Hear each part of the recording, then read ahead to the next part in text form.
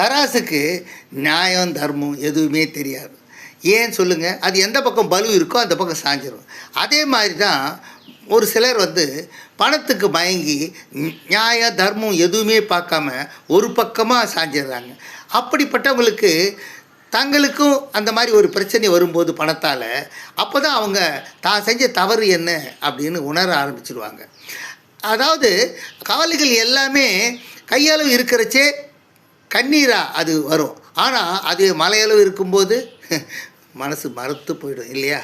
எவ்வளோ நல்லவராக இருந்தாலும் நீ சேர்ற இடம் குப்பையாக இருந்துருச்சு வச்சுங்க, உன்னையும் குப்பைன்னு தான் ஜனங்களாம் நினைக்க ஆரம்பிச்சிடுவாங்க. ஒரு ஏழை பணக்காரன் ஆகிட்டா அவர் உறவுக்காரெல்லாம் மறந்துடுவார். ஆனால் ஒரு பணக்காரர் ஏழை ஆகிட்டா உறவுக்காரங்கள்லாம் அவரை மறந்துடுவாங்க. இதுதான் உண்மை. இந்த பதிவு பிடிச்சிருந்தா சப்ஸ்கிரைப் பண்ணுங்கள், லைக் பண்ணுங்கள், ஷேர் பண்ணுங்கள்.